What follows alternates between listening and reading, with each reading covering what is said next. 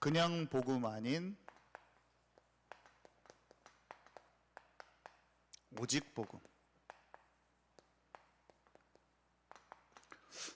제가 복음을 모르는 게 아니라 복음을 정확히 몰랐었어요. 예수가 그리스도, 예수님 뭐 이런 거, 예수님 다 믿었죠. 근데 이상하게 명확하지가 않고 그게 내게 부딪혀 오지 않았고 주인만 안 바뀌었어. 희미하고 섞인 게 문제더라고요. 그래서 섞인 것에서 나왔어요. 저는 섞인 것에서 나오고 희미한 것을 뭔지를 알았어요. 복음을 처음 알게 됐을 때 제가 복음을 진짜 알았어요. 우리 가족들한테 말했더니 너 지금까지 예수님 잘 믿고 교회에서 막 찬양인도 다 하고 있고 하는데 뭘 인제 예수님 믿었다라고 얘기하냐 이렇게 말하셨는데 저거 진짜 이제 알아졌다니까요. 그 대화를 너무 많이 했어. 그냥 몇 년 동안 그 대화만 했어. 아니 너 어렸을 때부터 잘 교회 다녔잖아. 근데 왜 지금 알아졌다고 그래? 계속 왜 이제 믿었다고 그래? 막 생명이 없는데 생명이 생겼다고 하니까 그것에 대한 토론을 그냥 그렇게 많이 했던 것 같아요. 근데 분명히 희미한 게 선명해졌어요. 분명히 희미했던 관계가 주님과 뭔가 성령인도 받는 게 체험되기 시작했어요. 너무나 다른데 어떻게 할 거라 하냐 이거예요. 내 안에서 내가 주인 돼서 내 계획과 내 판단에 속해 있던 것이 막 무너지기 시작했는데, 말씀이 깨달아지기 시작했는데 어떻게 하란 말이야. 다른 걸 다르다고 말할 수밖에 없었죠.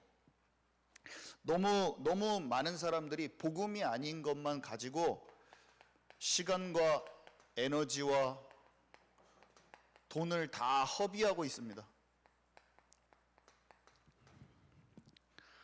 손해죠. 완전히 속는 건데, 저는 이런 사람들도 많이 봤어요. 예수님을 믿어졌는데 다시 그것으로 돌아가는 사람들도 많이 봤어요. 내 자신도 그렇게 되기가 너무 쉬운 내 자신도 만나고, 제자들인데 다시 옛 체질로 미혹으로 다시 돌아가. 현장에서 만나서 지금 현재도 진행 중이에요. 지금 현재도 따라오는 사람이 있고 다시 옛 체질로 돌아가는 사람이 있어요. 지금도, 지금 전주 현장에서도. 그리고 막 헤매고 다시 헤매는 체질로 다시 가는 사람도 있고, 몇 년간 헤매다가 다시 돌아오는 사람도 있고, 제 자신을 보고 또 사람들을 보면서 또 저를 점검하기도 하고 막 그렇습니다. 사람들이 모르기 때문에, 당연히 복음이 희미하기 때문에 현장 영혼들을 볼 수가 없죠. 영혼들을 보는 게 내가 생각하는 전도를 할 수밖에 없어요. 굉장히 교리적이고 학문적이에요.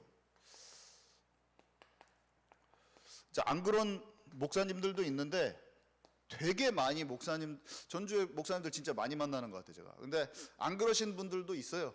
생명이 있고 하시는 분들도 있어요. 그렇지만 굉장히 교리적이고 학문적인데 영적으로는 살아있지 않는 분들도 너무 많아요. 그래서 참 진짜 도와줘야 돼요. 브리스길라 아굴라 부부가 도와주잖아요. 아볼로를 도와주잖아요. 그죠? 도와준 것처럼 깨워주고 그리스도를 명확히 알려주는 일을 해야 돼요. 겸손하게 해야 돼요. 가르치려고 들지 말고.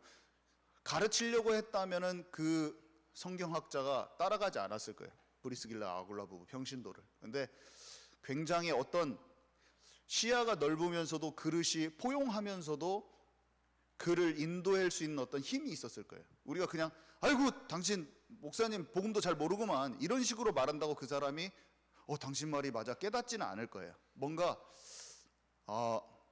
영적인 힘도 있으면서도 치유받은 부분도 있고 굉장히 증인으로 서면서 그 사람을 이렇게 살렸을 거예요. 내가 막무가내로 예수님 믿은 것만 가지고 충격받은 것만 가지고는 그 사람을 살릴 수는 없더라고요. 제가 우리 가족들 예수님을 깊이 알게 됐지만 가족들이나 우리 친지들이나 친구 앞에서 야 예수가 진짜 맞았었어 이렇게 말하는 것만으로는 돌아오지 않더라고요. 어떤 상황들과 사건들과 하나님께서 다 사용을 하시더라고요. 요셉의 여정을 거치면서 형들이 나중에 최종적으로 고백하잖아요. 아버지 장례식 때 약간 진짜 회개가 그때 나와요. 형들이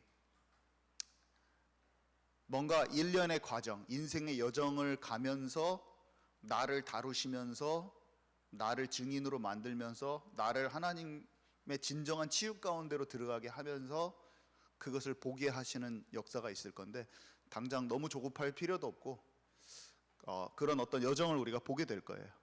그래서 그 속으로 같이 들어갑시다. 자, 오직 복음인데요.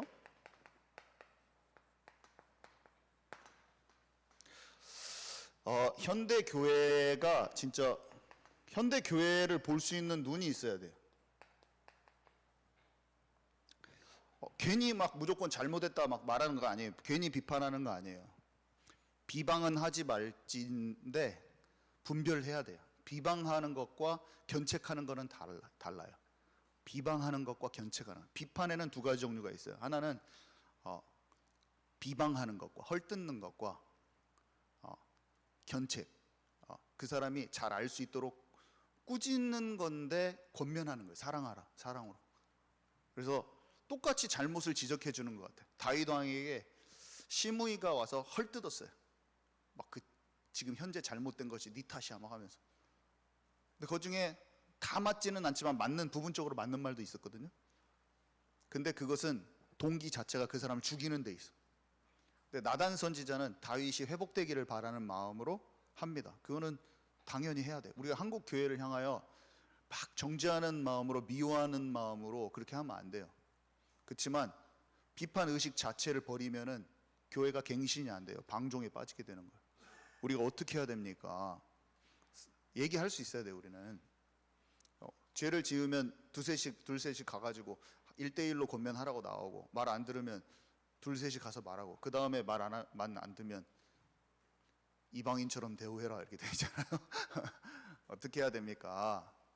돌이킬 수 있는 것을 당연히 말해야 되는 거예요. 그게 비판 아니에요. 비방과 견책을 구분해야 되죠. 자, 그런 관점에서 우리가 현대 교회를 보는 눈이 올바른 건강한 비판적 사고를 가져가야 돼. 예수님이 비판하지 말라, 그거는 건강하지 않은 비판 의식을 말한 거예요. 그죠? 그것을 이해를 해야 돼요. 안 그러면 예수님이 독사의 자식들아 말한 거 비판했구만 왜 비판하지 말라고 그래? 말도 안 돼. 비방을 하지 말란 말이에요. 비방. 자, 복음이 없는 게 아니라 오직 복음이 아니어서 그러죠. 유럽 교회, 미국 교회는 복음이 희미해서 다 무너졌어요. 제가 유럽에, 영국에 7년 반 있었잖아요. 성공회가 완전히 무너져 있어요. 진짜 장난이 아니에요. 감리교가 영국에서 발생했잖아요. 요한 웨슬레, 메소디스트 처치라고 하는데 완전히 박애주의로 무너져 있습니다. 직접 그 교회에 가서 확인을 했죠. 성공회 교회 직접 가서 예배 드리고, 감리교회 가서 직접 예배 드려봤어요. 우리가 말로 복음이 없다, 사라졌다 얘기하잖아요. 완전히 1도 없어요. 0.001도 없어요. 굉장히 종교 그 자체로 남아있어요. 엄청나죠. 막 눈물이 날 것 같더라고요. 그 애들이 나와가지고 NGO, 그 아프리카 모금 운동을 하는데 진짜 단 1도 복음을 얘기 안 하고 애들이 나와가지고, 구호 단체야, 교회가 아니라. 진짜 이거 어떻게 하냐. 막 그 영혼들에 대해서 막 밥 먹고 그 끝나고 영국이랑 나와가지고 밥 먹는데 밥을 먹는 것인지 그 토론을 하는 것인지 막 속에서 열불이 터져가지고, 와 진짜 저 막 깨달아지면서, 알면서, 현장을 보면서 어떻게 하냐. 진짜 이거 큰일이다. 영을 살리는 것은 전혀 안 하는, 육신의 도움만 주고 있는 그런 형태로 돼 있고, 가톨릭 중심으로 WCC 종교 통합 운동이 완전히 일어나고 있는데, 가톨릭은 복음이 없습니다. 자꾸 가톨릭을 밖에서 이제 복음 전하다 보면, 가톨릭에 대해서 제가 이렇게 비판이 아니고 건강하게 분별하는 거잖아요. 근데 가톨릭이 우리 형제인데 왜 막 그렇게 말하냐고 나옵니다, 사람들이. 거의 거기서 복음을 듣고 예수님을 믿는 것은 하늘의 별 따기야. 그 정도로 체제가 견고해요. 잘못된 교리가 완전히 종교 통합 운동에 완전 음녀의 역할을 하고 있어요, 지금. 거기에서 구원을 받는다? 루터 같이 은혜가를 받아야지 구원을 받을 수가 있어. 안 돼요, 절대로. 너무 힘들어요. 어떻게 친구로 삼으면서 할 수 있는 그 정도가 아니야. 완전히 원죄 없는 마리아라고 딱 써 있잖아요. 서울의 성당에 가면 원죄 없는 마리 성모 이렇게 딱 써 있어요. 그냥 인터넷 찾아보세요. 창세기 3장의 교리를 뭐라고 하고 있는가? 성모는 홀리 마더, 홀리 파더, 성부, 성자, 홀리 선, 홀리 마더, 성부, 성자, 성모 같은 위치예요. 원죄 없는, 하나님 떠난 문제가 없는 홀리하다는 거예요. 그래서 마리아를 향해서 기도를 하잖아요. 마리아는 지금 울고 있어요. 천국에서. 왜 하필이면 나를 갖고. 우리 여기 호성 성당에서 게시판 딱 들어가면 이번 주는 성모 승천일을 축하합니다. 성모가 또 승천했어, 하늘로. 성모 승천일 축하 주간입니다. 종교를 넘어서서 완전히 복음을 왜곡한 것을 넘어서서 성모가 언제 승천했다고 그랬어? 자기들끼리 정했어. 성모는 승천했다고 하자. 성모 승천일 지키자. 어느 때부터는 회의 딱 해가지고 이제부터는 말씀보다 교황이 말한 것을 성경보다 권위를 위에다 두겠습니다. 정했어요 지금. 그래서 교황이 말하면은 짱이요. 그 말씀을 위에로 넘어. 교회 말씀 권위 위에 올라가 버렸어요 이미.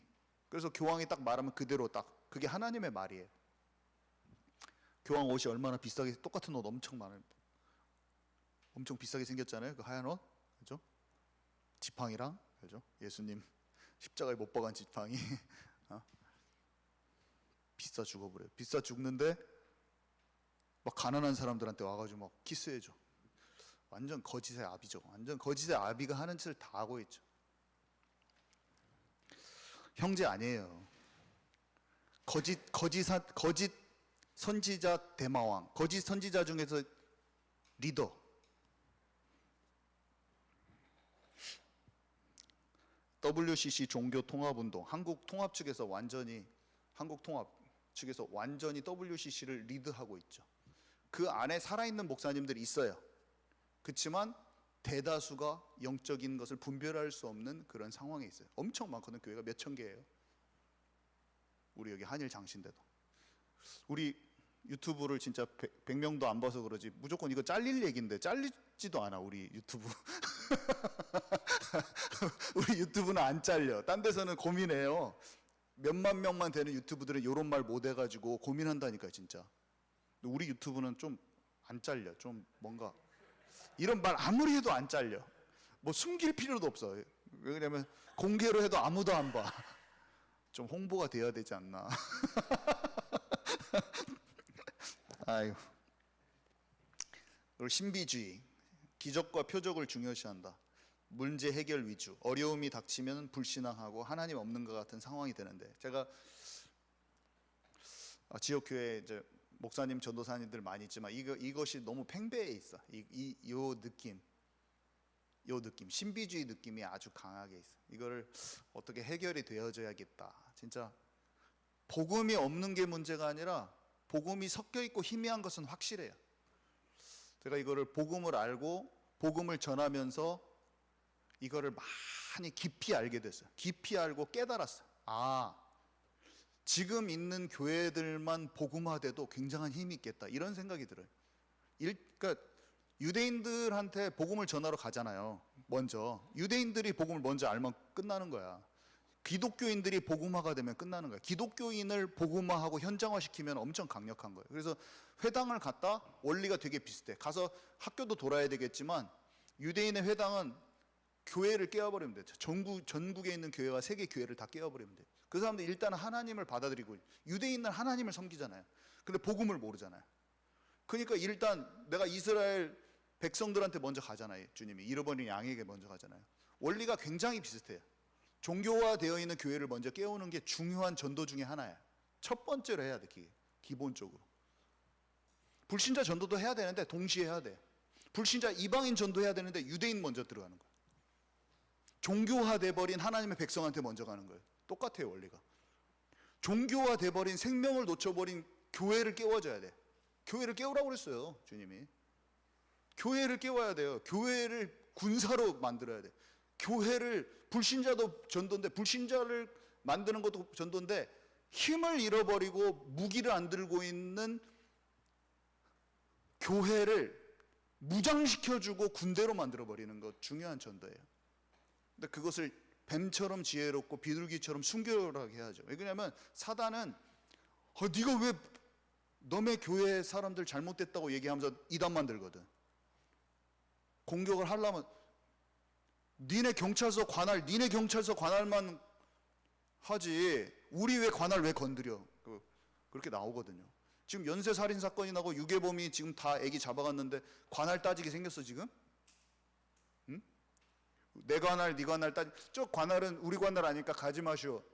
지금 저기서 애가 다 죽고 있는데 지금 물에 빠져서 죽고 있는데 익사하고 있는데 지금 우리 덕진구역만 우리 호송동구역만 우리 하니까 저기는 지금 안 돼. 내가 가면 지금 그걸 따질 때요?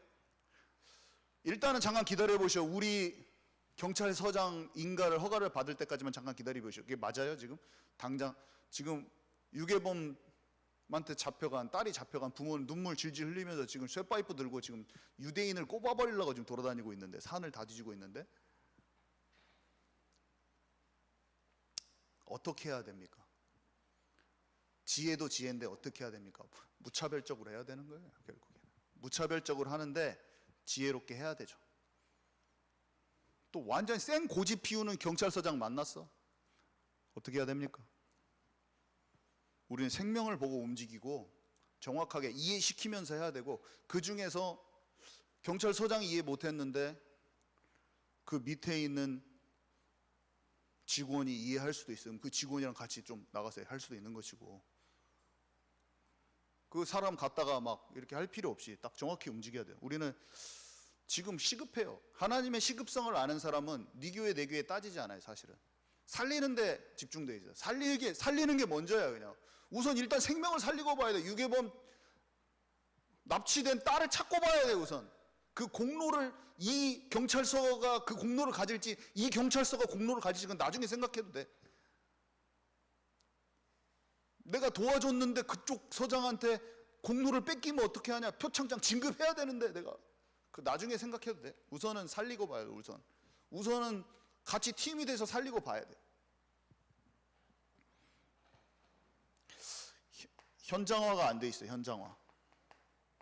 아까 그런 것도 현장화가 안 돼 있기 때문에 자꾸 그런 게 나오는 거예요. 신학교가 현장화가 안 된 것이 아니라 사실은 복음이 안 된 거죠. 신학교가 학문과 교리만 붙들고 있어요. 그래서 교리 싸움하고, 지난주에도 설명했지만 교리 싸움하지 그 생명이 얻어지는 쪽으로 말씀이 선포가 안 되고, 자꾸 구원은 영원한 것이냐 영원하지 않는 것, 서로 싸우고 있어요. 둘이 교단끼리. 지금 떨어져 나간 그 생명한테 그 말씀을 딱 적용을 시켜야 되는데, 그죠? 약간 뭔가 핀트가 알레고리적 해석이라는 게 있어요. 이게 풍유적 해석이라는 뜻이거든요. 풍유적. 나중에 여러분들 많은 이런 사람들을 많이 만날 겁니다. 이단들도 많이 하고 일반 정통 기독교인데 이렇게 하고 있어요. 이게 뭐냐면 성경에는 문자적으로 해석할 부분이 있어요. 문자적으로. 어떤 것은 주님이 비유로 말했기 때문에, 또 꿈에서 나온 것은 의미를 담고 있어요. 이 비유는 풀어져야 돼요. 자, 두 가지가 종류가 있습니다. 실제적 창세기 3장 문제 실제 사건이잖아요. 근데 그것을 막 비유적으로 풀 필요 없잖아요. 예수님의 비유를 갖다가 무화과 나무에 한정시키면 되겠어요? 무화과 나무가 지금 이스라엘 나라를 뜻하는데, 그것은 예수님이 말하려고 하는 의도를 더 명확하기 위해서 비유를 쓰시잖아요. 강조. 그건 알아야 돼요. 괴물들이 막 나왔어. 근데 그 괴물 10뿔이 나와서 그거는 지도자를 뜻한데, 왕을 뜻하고, 그러면 나라로 보고 지도자로 봐야 되는데 자꾸 그걸 나중에 예수님 오실 때는 막 괴물이 막 나타난다고 생각하면 되겠어요? 막 그걸 갖고 막 형상화시켜서 막 그거는 풀어야지. 성령이 임하면 하는 게 뭐냐면 진리를 진리되게 만들어요. 사실 그대로 해석해야 될 거는 사실 그대로로 받아들이고, 비유로 내가 깨닫게 해야 될 거는 강조점을 알고 그 비유로 내가 알게 돼 있어요. 그게 성령이 하시는 일이야. 정확하게 알게 돼 있어요. 근데 알레고리적 해석이라는 건 뭐냐면 한마디로 반대로 해버리는 거야. 한마디로 문자적으로 그냥 받아들여야 될 사실적인 부분을 막 내가 해석한답시고 풍유적으로 해석한다는 거예요. 무슨 말인지 아시죠? 여우가 나왔어요. 그러면 여우는 그냥 여우요. 그죠? 근데 막 이렇게 이거는 교활한 사람을 뜻한다 막 하면서, 예를 들어서 엄청 많아. 이렇게 해석하는 게 엄청 많아. 다 속아버려. 왜 속는지 아세요? 굉장히 그럴듯해. 그러면 그게 어떤 다른 사람은 없는 신비적인 지혜를 내가 얻는 것 같아. 다른 사람은 모르는. 그러면 어떻게 되는지 아세요? 내가 아는 지혜가 있고 다른 사람보다 뭔가 알잖아. 그러면은 인간은 딱 네가 하나님 되는 거야. 교만이 딱 올라. 이건 딱 교만. 다른 사람이 모르는 걸 내가 아네? 우선 딱 내가 해야 될 중요한 위치를 딱 잊어먹으면서 딱 어깨 뽕이 딱 들어가면서 내가 아는 거 이렇게 사단이 딱 속이는 거죠. 그러면서 딱 분리현상. 내가 지금 집중해야 될 것, 내가 집중하고 가야 될 것들을 싹 놓치게 만드는. 엄청 많습니다 이거. 이렇게 하고 있는, 현장화 안 돼 있는 신학자, 신학 교수, 그런 목회자는 살려줘야 될 사람이지 내가 거기에 낑겨가지고 그 사람한테 시달리고 있을 틈이 없어요 지금. 그런 시간이 없어요 우리는. 그렇게 에너지를 소모할 시간이 없어요. 엄청 많아요. 제 페이스북에도 다 연결돼 있어요. 그런 아저씨들. 제 페이스북에도 다 목사님들 엄청 연결돼 있는데 그렇게 돼 있는 사람들이 엄청 많아요. 그거 보면서 야, 이거 어떻게 이렇게 속고 있는데 모르지? 그냥 그 생각을 해봅니다. 목사님들이 여러 가지 수련회도 합니다. 사역도 하고 프로그램 합니다. 제가 전주에서도 어떤 타 목사님이 하시는데 이렇게 도와달라고 해서 가봤습니다.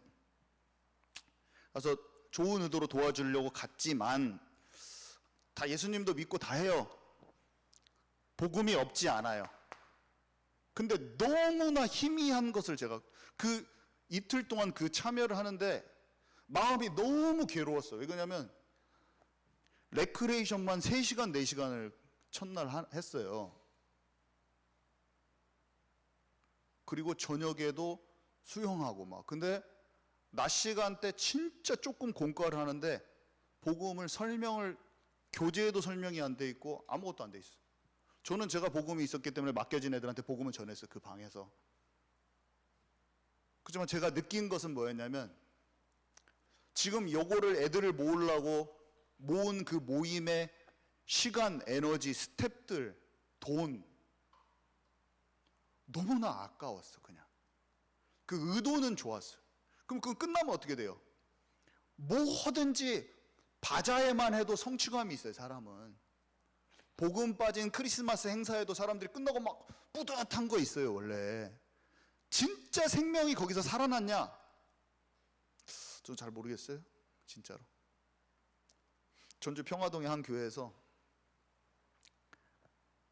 애들을 많이 모아가지고 복음을 전하는 그 집회를 했어요. 애들을 모아가지고 애들 뭐 나눠주고. 제가 그것을 진짜 했다고 어떤 권사님이 그래서 뿌듯하게 저한테 말씀하셔서 제가 좀 미안했어요. 그렇게 쿡 찔러서 말하기는 미안했지만 그래도 우리가 복음인 것을 해야 되잖아요. 비판해서 말한 게 아니라. 그래서 진짜 그것을 통해서 아이들이 생명을 얻었습니까? 했더니 복음은 안 전했다고 하더라고요. 내가 그 말을 듣고 그래서 무슨 의미가 있을까요? 그냥 그렇게 하고 모든 걸 다 설명을, 복음은 안 전했어요. 이렇게 하셨어요. 뭔가 찬양도 다 하고 막 다 했어요. 막 애들도 다 나눠주고. 근데 복음은 좀 안 전했네요. 딱 하시더라고요. 그래서 제가 복음을 전했으면 참 좋았을 텐데요. 그 동원된 인력과 시간과 그 비용이 어떻게 합니까 그거? 인간적인 성취감과 만족감이 무엇이든지 있어요. 뭐든지 해도. 근데 생명이 살아나는 게 아니면 소용이 없어요. 결국에는 영적 문제 오고 재앙 만나게 돼 있어요. 결국에는 문제 옵니다. 복음만이 사람을 살려요. 평신도가 전도와 현장을 전혀 모르죠. 저도 마찬가지인 상태였어요. 복음이 선명하지 않으니까 전도에 대해서 전도를 하고 싶었지만 사람을 교회에 데리고 오는 전도를 하고 그들이 예수님 영접하지 않고 복음화되지 않고 다 교회를 떠났어요. 저는 교회에다가 중고등학교 때부터 대학 때 특히 사람들을 엄청 많이 데려왔어요. 거의 뭐 8명, 9명 제가 데리고 우리 청년부가 생겨버려서 우리 개척교회 전부 다 교회 안 다닙니다. 저도 복음 안 전했고 제가 데리고 갔는데 우리 교회 목사님도 복음 안 전하고 그 교회 목사님은 망했어요. 지금 아직도 영적으로 못 깨닫고 계시고 제가 너무 사랑하는 분이기 때문에 같이 비판하는 거 아니에요. 진짜로 보면 제가 눈물이 나오고 기도를 하는데 비판조로 말하는 거 아니에요. 절대로 마음이 아파요. 그냥. 근데 복음을 알고 식사하면서 제가 전해도 알아지지가 않아요. 이상하게 복음으로 열려지지만 않아. 너무 마음이 아파요. 영적인 것은 니고데모에게 말하면 사람이 거듭나는 것이 엄마 뱃속에 들어갔다가 다시 나오는 겁니까? 막 이해를 못 하잖아요. 하나님의 나라를 아는 게 먼저예요. 그죠? 복음을 선명히 알지 못하면 그 전에 했던 나의 그 전도의 행위가 전부 다 가치 없는 일이었어요. 교회에 그렇게 실어 날르고 제가 그 8명, 9명 교회에 온 사람을 한 번만 실어 날랐겠어요? 아니면 운행을 매주 했겠어요? 한번 생각해 보세요. 몇 년간을 제가 여기 들러서 그 사람을 다 몇 시간을 걸려서 태우고 교회에 데리고 왔어요. 그랬겠죠? 근데 다 압니다. 지금 아무도 안 믿어요. 남미에 가 있고 일본에 있고 저기 공사 다니고 있고 내 동생 친구 있고 안 믿습니다. 내 동생 친구는 신앙생활 하는가 모르겠어요. 근데 아무도 예수님 영접도 안 했어요. 그 나의 헛수고 나는 얼마나 좋은 의도로 했는데 그 헛수고. 평신도는 자기 문제에 빠져 있어요. 그래서 심지어 복음 전파를 방해합니다. 우리 대학교 여기 도서관 가서 최고로 방해하시는 분이 예수님 믿는 집사님이에요. 그 아저씨가 절대 와서 정확히 말해줍니다. 하지 마십시오. 전도. 전북대학교 저기 있어요. 저기 국제교류부. 제가 2년 3년 동안 제자화 시켰는데 이 친구가 저한테 연락해가지고 와가지고 이제 같이 전도하자고 하는 건가? 그랬더니 커피를 딱 주면서 여기서 하지 마십시오. 제가 이 말을 하나님이 지금 듣고 계신다. 우리가 같이 눈물로 전주를 놓고 청년들을 놓고 기도했던 때 기억나지 않냐? 하지 마십시오. 학교 방침인데 하지 마십시오. 학교 방침이라도 여기에 들어왔으니까 같이 도와줘서 더 모르게 다 지혜롭게 해야 되지 않겠냐? 하지 마십시오. 더 방해해. 의식주, 먹고 사는 문제에 완전히 같이 세상 풍조에 이리저리 다 끌려갑니다. 뜻을 정하여 세상 풍조를 거부할 수 있는 힘이 없어요. 평신도들이. 자, 그리고 바리새인의 누룩. 자, 이거는 이제 복음이 있는 곳에 일어나는 현상이에요. 간단하게 할 거예요. 지난주에 우리 중고등부 말씀을 전했죠. 사람의 전통을 따라요. 사람의 전통을 따르면 그리스도를 따름이 아니죠. 모세 율법을 잘 지키기 위해 만든 규칙을 강조하면서 특정 규칙을 정하고 그렇게 안 따라오면 네 믿음 자체가 잘못된 것이다. 이런 치유받지 못한 우월감을 갖는 거예요. 예수님을 믿는데. 그래서 이 치유받지 못한 우월감만 치유돼도 교회에 사람이 많이 와요. 자, 할례받지 않은 이방인들을 예루살렘 교회에서 인정해 주지 않았죠. 그릇이 준비가 안 된 예루살렘 교회였어요. 우리 사도행전에서 봤잖아요. 이게 뭐냐면 이전에 우리 교회도 사람들 왔습니다. 저 다른 교단에서도 오고 다른 영적인 배경을 가진 사람들. 근데 하도 우리 스타일대로 안 한다고 막 해가지고 나간 사람들도 있었어요. 제가 누군지도 말할 수 있죠. 근데 지금은 좀 많이 준비됐어요. 지금은 옛날하고 좀 달라요. 지금은 약간 많이 부드러운 플랫폼이 됐어요. 옛날에 비해서 이제 앞으로 옵니다, 사람들. 그게 너무 중요해요. 아무리 그 사람들을 너무나 내가 잣대로 재버리는 거야. 나의 복음의 기준의 잣대로, 내 스타일대로, 내 복음을 내 스타일대로 너무 잣대로 재버려. 그럼 사람들 다 튕겨져 나가요. 아니에요. 그 중심만 보고 도와줘야 돼. 그 생명만 보고 도와줘야 돼. 태준이가 예수님 믿었는데 내 스타일대로 믿는 믿음이 아니라고 막 태준이를 막 정죄해버리는 거죠. 다 잘못된 거예요. 그리고 자기 스타일대로 막 끝끝내 얘를 막 내 규격화를 막 만들어버리려고 막 그게 너무 미워버려 막. 그렇게 되면 안 돼요. 그런 게 과거에 있었어요. 그것들이 교회의 그릇을 만들고 영혼들을 담아내지 못하는 틀을 만드는 거예요. 절대로 그렇게 하면 안 돼요. 우리 스타일, 나의 단체 스타일 따라오지 않으면 그 사람의 중심과 상관없이 인정해주지 않겠다는 그런 입장으로 딱 있는 거죠. 이거 얼마나 무서운지 아세요? 영적인 선입견과 편견. 그래서 그게 사역에 있어서 자료도 마찬가지야. 자료들이 얼마나 좋은 게 많아요. 우리가 올바른 방향으로 인도하는 다 자료들이에요. 근데 그 자료가 없으면, 그 자료를 사용하지 않으면 생명으로 인도할 수 없다, 막 이렇게까지 나와버려. 그건 극단이잖아요. 근데 그런 사람이 있냐? 꽤나 있어. 파악이 안 돼. 자기가 그렇다는 것을, 사람의 전통이 자기에게 더 와 있다는 거, 생명보다 전통과 그 스타일을 강조하고 있다는 걸 깨닫지 못해. 놀랍죠. 유대인들이, 우리는 딱 혼이 보이잖아. 뭐 할례를 받으라고 하냐? 그게 혼이 보이잖아요. 근데 그들은 안 보였어요. 우리도 마찬가지. 사람의 전통이라는 게 얼마나 무섭냐면, 책 밖에서 보면 보이는데 그 속에 있으면 안 보여. 그것을 볼 수 있는 게 영적인 힘이야. 자, 새 단어, 우리 새 단어 많잖아요. 풍성하게 복음을 깊이 알게 해요.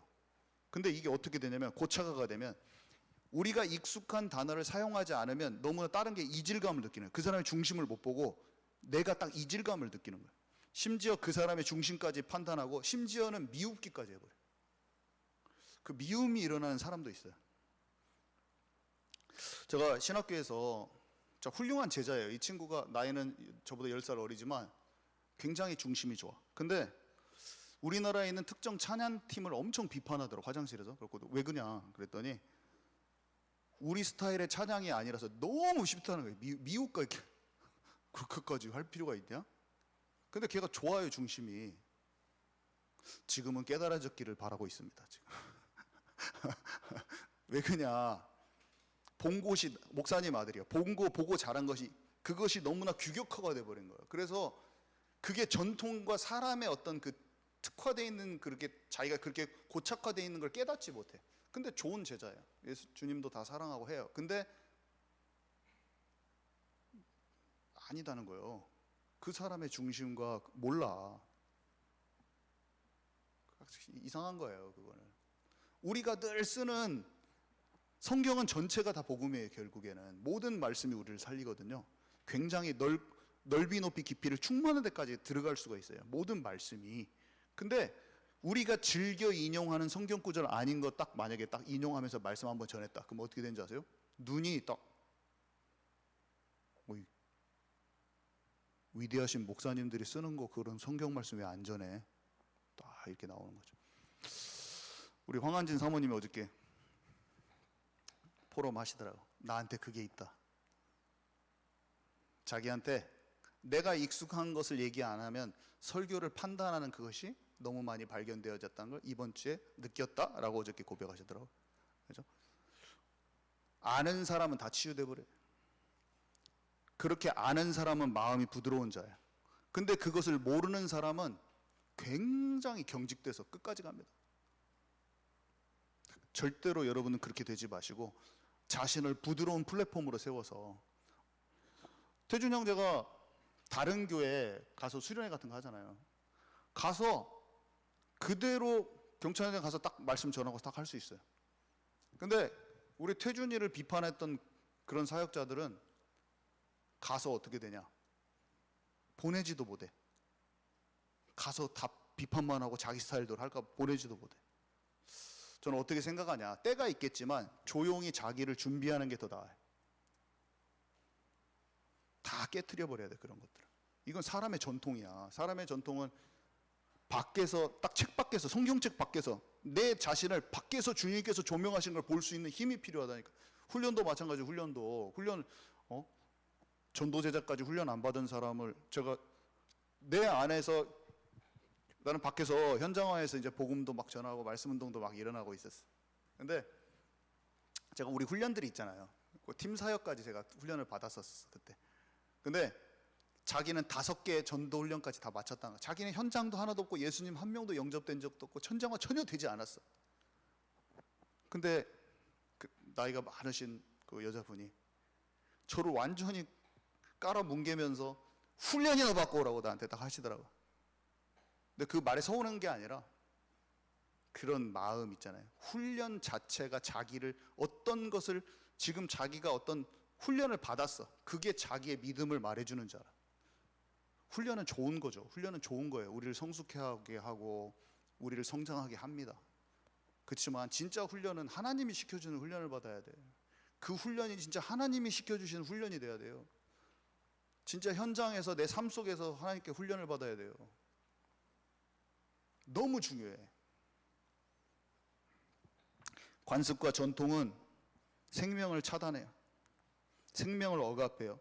자기 판단, 선입견, 편견이 있을 수 있음을 겸허히 돌아보고 진짜 시야와 그릇을 넓히면 참된 것을 할 수 있어요. 전도를 열심히 하는 것보다 훨씬 더 중요해요. 자, 오직, 유일성, 재창조. 자, 이거는 빨리 정리를 하세요. 오직은 영적 상태를 얘기합니다. 유일성은 하나님이 주신 나의 것이에요. 재창조는 문화를 완전히 정복하는 것인데, 오직은 하나님과 함께하는 거예요. 유일성은 한마디로 달란트로 표출될 수가 있어요. 재창조는 세상의 흐름을 전복시키는 거예요. 전복은 뒤집는 거잖아요. 하나님의 것으로 뒤집는 거죠. 오직은 뭐예요? 정복하고 다스리는 권세를 회복하는 거예요. 하늘과 땅의 모든 권세를 가진 그 창조주가 나와 함께 하심을 회복하는 거예요. 보좌화되는 거예요. 그러면 하나님이 나만을 향한 하나님의 뜻과 계획이 내 삶에 나타나기 시작해요. 유일성이에요. 문제와 상황과 사람과 사건 가운데. 그러면서 참된 증인이 돼요. 증인. 어떻게 재창조가 되냐? 사람들의 마음을 불신앙에서 하나님의 나라로 바꿔버려요. 사람들의 마음을. 골리앗을 깨뜨리니까 불신앙이 와자작 깨져버리는 거예요. 그 현장에 골리앗을 쓰러뜨리는 하나님의 뜻과 계획을 찾아버리고, 그걸 찾아버리니까 재창도 돼버렸어요.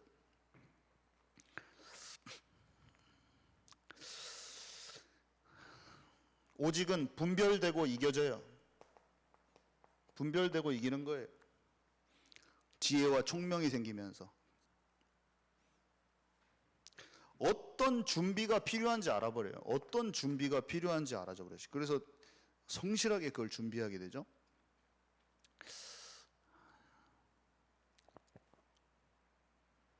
그러면서 영적 분위기를 딱 반전시켜 버립니다. 영적 분위기를 반전시켜요. 세상의 흐름을 전복시키고 영적 분위기를 반전시켜요. 자, 이것을 다윗은 목동의 자리에서 오직을, 요셉은 노예의 자리에서 오직을, 다니엘은 포로의 자리에서 오직을, 다윗은 목동의 자리에서 물맷돌과 진짜 시와 찬양을 하면서 나만의 영적 작품을 만들면서 나만의 것이 개발되고, 요셉은 노예의 자리에서 가정 총무가 되었는데 언어, 경제, 정치, 문화에 대해서 습득이 되면서 지금 키가 자라고 지혜가 자랐던 것처럼 영혼 육이 성장해 가는 거예요. 지금 그 과정을 하나님이 여정이라고 그러죠. 여정? 과정을 지금 다. 여러분은 지금 하나님께서 지금 현재 진행하고 있어요. 지금 우리를 이 자리에서 붙여주셔서 영적인 것을 성숙하게 하고, 지금 현재 안 되어지는 것 같지만 막 내가 카메라 바를 타고 막 전 세계를 돌면서 시대적인 강력한 전도자가 되고 싶지만 전주라는 막 핀란드에 가서 막 몽골에서 선교사가 돼가지고 후레대학 교수가 돼가지고 막 명성을 떨치는 선교사가 되고 싶지만 전주 변방에서 딱 쌓고 있는 거예요 지금. 저도 마찬가지예요. 조용히 내 현장에서 지금 하나님께서 주시는 성실하게 내게 주어진 걸 내가 내 현장에서 딱 전도하고 내게 맡겨주신 되게도 그룹도 작아. 막 우리 신학교에서 나온 바로 우리 친구는 예원교에서 1000명씩 애들 1000명이 뭐야 더 그죠? 뭐 엄청 어떤 목사님은 막 장난 아니야. 근데 나는 그냥 나의 시간표가 있는 거예요. 나의 시간표가 있어. 거기 안에서 성실하게 주님과 함께하면서 비교하지도 않고 그냥 내게 맡겨주신 걸 나의 흐름이란 게 있잖아요. 아무것도 안 되는 것 같이 보여도 상관없다. 오늘 목동의 자리, 그 천안 자리, 노예로 간 자리, 아무것도 안 되는 그 자리에서 나에게만 주신 그 계획이 있음을 알고 세밀하게 눈치채고 낙심하지도 않고 좌절하지도 않고 거기서 딱 하나님의 것을 준비하고 있는, 저는 준비하고 있어요. 지금 글 쓰는 것도 준비하고 책도 읽으면서 정확히 준비하고 있고 현장을 향하여서 정확하게 복음 전해보고 있고 말씀 사역도 하나씩 해보고 있고 진짜 성실하게 우리에게 여러분들이 진짜 하나님의 사람으로 준비되도록 내가 최대한 딱 해가지고 전달합니다. 기도하면서 그거를 하나님 소중히 여기면서 하나님 대단한 사람들 맞는 사람을 이에 몇 사람이 진짜 시대를 움직이는 제자가 될 수 있도록 내가 총력을 다해서 내 걸 싹 집어넣어 버려야겠다. 내가 알게 된 모든 것을 다 그대로 집어넣어야겠다 하면서 그렇게 하고 있는 거예요 지금. 자, 그리고 포로로 가 있었는데 자기를 영적으로 더럽히는 것이 무엇인지 알고 그것을 갖다가 딱 뜻을 정하여 딱 거절해버립니다. 오직 다니엘 뜻을, 다니엘서 1장 8절 뜻을 정하여 딱 오직으로 들어가 버려요.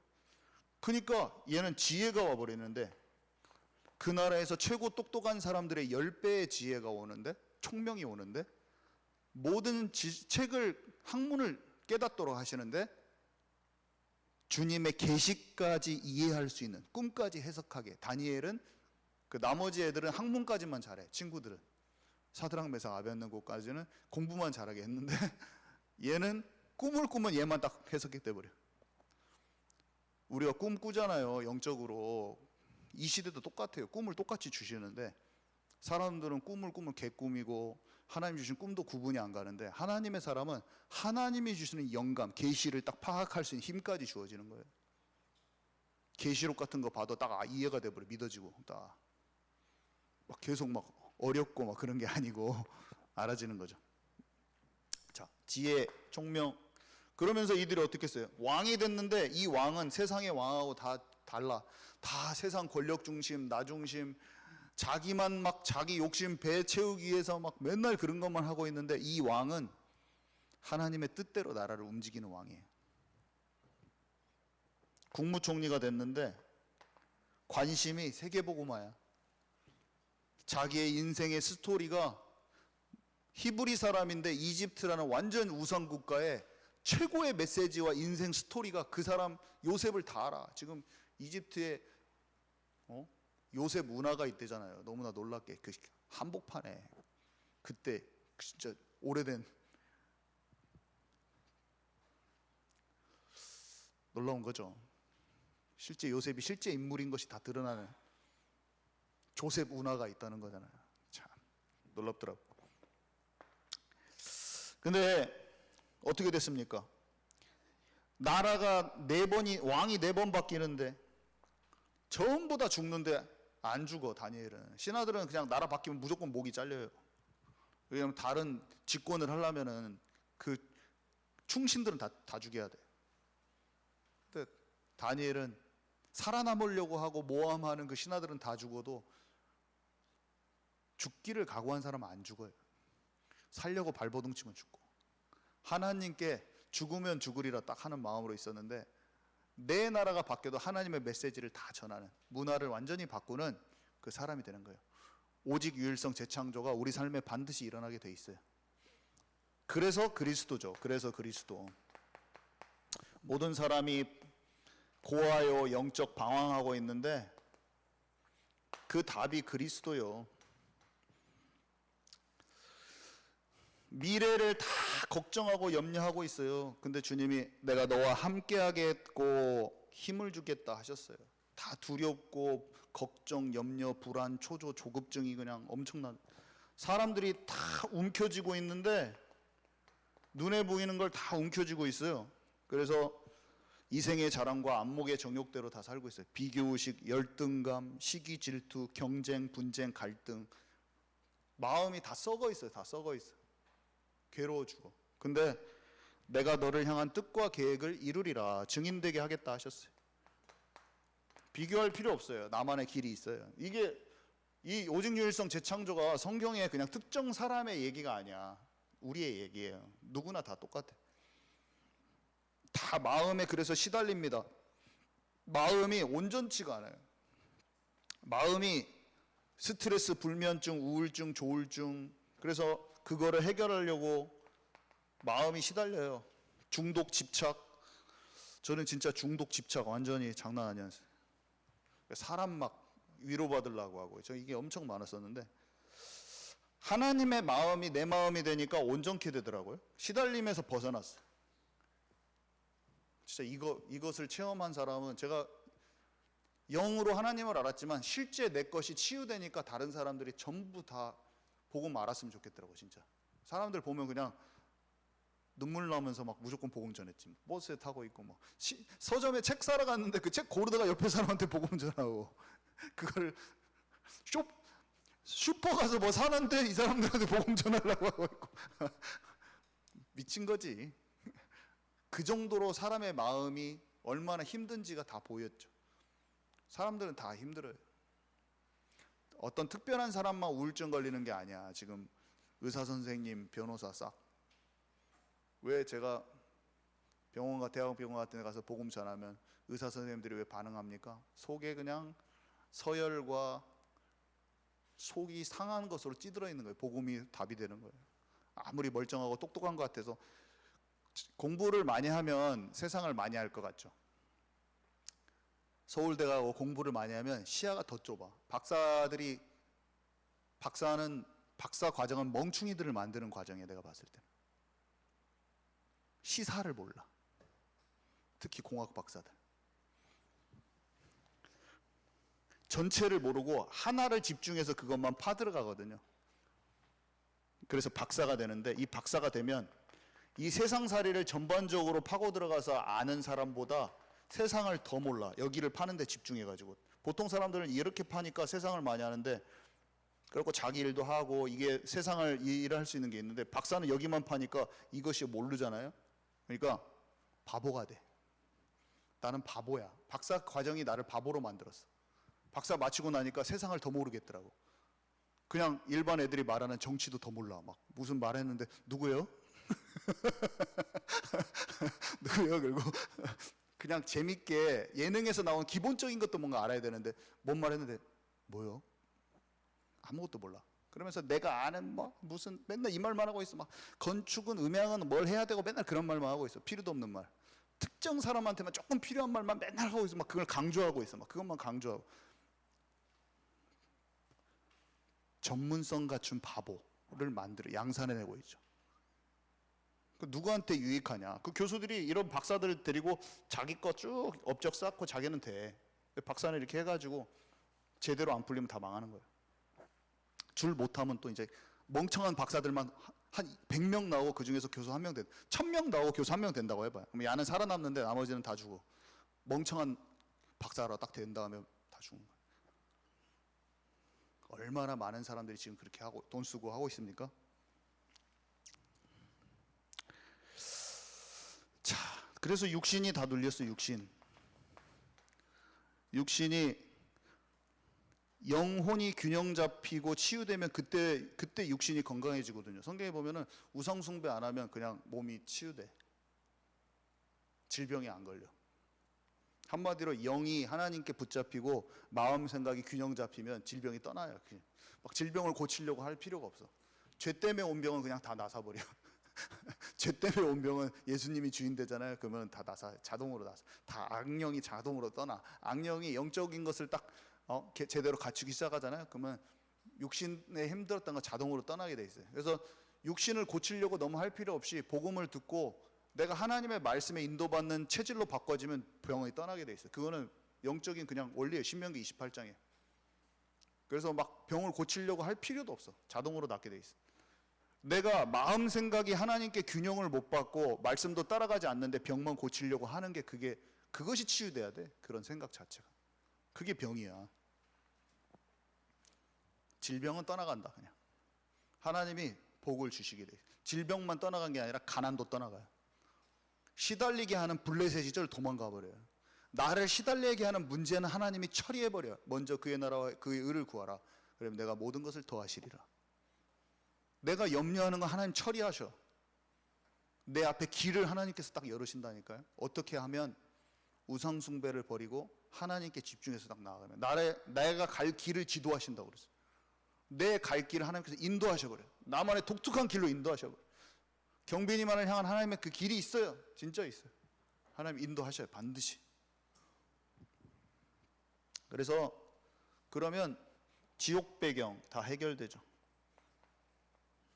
후대 문제, 후대를 하나님이 내가 네 아버지가 되게 해줄게. 후대 네 자녀의 아버지가 될 것이다. 다윗한테. 네가 나를 위해서 성전을 짓고 백향목으로 짓는다고? 네가 마음이 진짜 나를 사랑한다고? 내가 네 나라를 견고케 할 것이며 네 자녀의 아버지가 되주게 될 것이다. 와, 이 말이 너무나 너는 마음이 떨리더라고. 내가 하나님, 주님 진짜 저 인생을 드려 하나님 진짜 교회를 세우고 진짜 저는 전도하는 목사가 되고 싶어요. 네가 그렇게 한다고? 너는 할 수 없어. 사실은 내가 네가 하는 그 일에 힘을 주겠다. 내가 그 교회를 견고케 할 것이고 네 후대 자녀를 천대까지 복을 줄 것이고 내가 그 자녀의 아버지가 되줄 것이다. 주님이 아버지가 되시고 주님이 내 가정과 교회를 세워주신다고 하면 끝나버려요. 주님이 어차피 해주셔야 돼. 사람으로 할 수 있는 거는 못 해요. 사단을 못 이겨. 사단을 속기만 바빠. 하나님이 시중 주시지 않으면 분별이 안 되더라고. 분별이 안 돼. 악한 자를 이길 수 있게 해주시오. 오늘도 기도해야지. 내가 오늘 좀 됐으니까 내가 이길 수 있겠군 하는 순간 바로 탁 돌부리 결러가지고 딱 넘어지면서 갑자기 얼마나 그걸 많이 했는지. 예수님 믿고 나서 할 수 있겠다 하면 탁 넘어진 다음에 갑자기 나를 보면서 긍휼함이 생겨서 찬양 인도하려고 하죠. 제 힘으로 할 수 없습니다. 그렇게 고백했을 때 전부 다 내가 돌부리에 걸려 넘어질 때였어. 자, 결론은 사람 단체 따라다니는 자가 아니죠. 우리는 자칫 잘못하면 사람과 단체를 따라다니게 되는데 하나님의 무브먼트를 따라가야 돼. 하나님의 무브먼트. 성령의 역사하심을 따라가야 되고 성령의 흐름을, 나에게 맡기신 흐름을 발견해야 돼요. 맹목적인 어떤 사람과 단체를 따라가는 게 아니라 나에게 하나님 흐름을 주세요. 너는 이렇게 인도받아라. 그런 게 느낌이 딱 와요. 그러면 그 흐름에 있으면 돼요. 그것을 소중히 여기면 되고. 제가 어떤 현장에서 함께 해야 되는데 그런 거 있잖아요. 우리 관할 아니니까 막 하지 말라고. 이런 입장에 있는, 그렇게 걸려가지고 말씀 사역을 다 무너뜨려지는 미성숙한 제자들이 있었고 계속 있어요. 그러니까 함께 그냥 진행하면 되는데 사람들이 막 이렇게 압박을 하니까 성령의 인도를 제대로 못 받아가지고 무너지는 것도 경험해보고, 나를 향한 계획을 딱 볼 수 있는 힘이 필요하죠. 나쁘다, 생명 없다 그게 아니라 약간 잘 속아서 그런 거야. 미성숙해서 또 잘 못 본 거고. 근데 좀 너무 안타깝더라고요. 생명이 살아나는 그런 사역들인데 무너진 경우를 경험했죠. 그래서 사건은 자꾸 우리를 흔듭니다. 상황은 또 우리를 어렵게 할 수도 있어요. 또 사람은 또 미혹할 겁니다. 이 돈 중심 잘 안 보이는데 돈 중심 파악할 수가 있어야 돼요. 사람은 자기도 모르게 이익 중심으로 움직여요. 욕심. 이때 돈이 최고로 많이 속여요. 근데 기도로 진짜 처리가 안 되면 결국에는 이익 중심, 그러니까 돈 중심, 그거는 결국 이익 손해 중심으로 사람은 움직여요. 근데 여러분, 다른 사람이 어떠하든지 간에 다른 사람이 어떻게 하든지 간에 나는 돈 중심으로 가면 안 돼. 꼭 진짜 잘 파악을 하세요. 다른 사람들은 어떤지 간에 나는 이익 손해 중심으로 움직이지 말고 성령의 진짜 인도를 받아야 돼. 돈 중심에 절대로 흔들리지 말라. 최고로 마귀가 속이는 것 중에 하나, 이 세상에서 돈 때문에 다 무너져요. 절대로 돈은 일만하게 뿌리가 돼. 돈 중심으로 움직이지 말고 돈 중심에 속는 사람들의 분위기에 휩쓸리지도 말고 정확하게 하나님이 나를 향하신 그 계획을 찾아라. 꼭 이렇게 하시기 바랍니다. 이거는 기본 중에 기본인데 잘 안 돼요. 세상에서는 다 그 흐름이기 때문에. 돈 중심에 움직이지 말고 하나님이 나를 향하신 계획을 찾아라. 꼭 기도하시기 바랍니다. 그래서 하나님의 계획을 못 찾으면 빙빙 돌면서 시간과 에너지와 비용을 아까 낭비한다고 그랬잖아요. 그죠? 심한 경우는 열매 맺지 못하고 다 허비되기도 하고.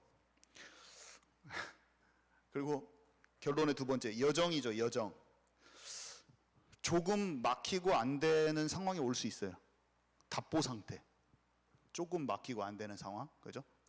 근데 괜찮아요. 괜찮아. 조금 안 되는 인생에 주님을 믿지만 좀 안 되는 상황 올 수 있어요. 괜찮아요. 그때 어떻게 하면 되냐? 그냥 복음에 집중하는 시간을 가져요. 그 시간에 뭔가 막혀 있는 것 같을 때 복음에 집중하면 돼요. 하나님이 주시는 힘을 공급받는 쪽으로 움직이면 돼요. 꼭 이걸 하세요. 그냥 현장 살리는 전도자로 나를 하나씩 준비해 나가면 돼요. 하나님이 때가 되면은 꼭 안 될 것 같고 막막한 것 같은데 하나님이 때가 되면 만남이 와요. 만남이 오든지 길이 보여져요. 이게 성령 인도예요. 반드시 성령 인도 옵니다. 사울왕이 10년 동안 쫓아다니고 완전히 막히고 절대로 안 될 것 같은데 여호와는 나의 목자시니 내가 부족함이 없으리로다라는 고백이 속에서 진정으로 데워지면서 기다리고 있는데 왕이 되는 때가 와요. 군사들이 모여져요. 저절로. 반드시 옵니다. 하나님의 계획은 안 무너져요. 그냥 무조건 와요. 그래서 좀 막막해도 말씀과 기도로 집중하세요. 그러면 염려부터 없어져요. 그리고 무너지지 않는 하나님이 주신 소망이 내 안에 탁 들어오면서 먼저 이게 생길 거예요. 또 꼭 이렇게 됩니다. 그래서 내가 할 것은 단 하나. 우리가 할 건 단 하나죠. 복음을 그냥 가만히 계속 듣는 거예요. 말씀을 계속 들어보세요. 그러면 예수 그리스도를 알고 이해되면서 조금 더 깊이 알아질 거예요. 하나님의 마음이 좀 더 알아질 거예요. 예수님을 영접했잖아요, 우리가. 근데 성령께서 자꾸 알려주십니다. 그러면서 하나님과 살아있는 관계 속으로 조금씩 들어가요. 안 되는 것은 하나님이 나를 사건을 줘서 쳐서라도 나를 끄집어 가시거든요. 노준 집사님 갑자기 저를 탁 보셨는데 제 얘기한 건데 왜 그렇게 보셨지? 어려운 환경까지도 다 사용하셔가지고 어려운 환경에 안 온 사람 없어요. 다 와요. 다윗이 다 왔잖아요. 안 온 사람 한 명도 없어요. 다 옵니다. 다 괜찮아요. 하나님이 반드시 인도하신다고 약속하셨어요. 하나님 반드시 인도하세요. 그래서 집중하는 나만의 시스템을 잘 갖춰가면서 준비를 같이 하십시다. 주님 감사합니다. 오늘 말씀 가운데 내게 떨어지는 하나님의 음성이 분명히 있었는데 잊어먹지 않고 우리 마음에 잘 간직하고 인도받기를 소망합니다. 주님 힘주세요. 예수 그리스도 이름으로 기도합니다. 아멘.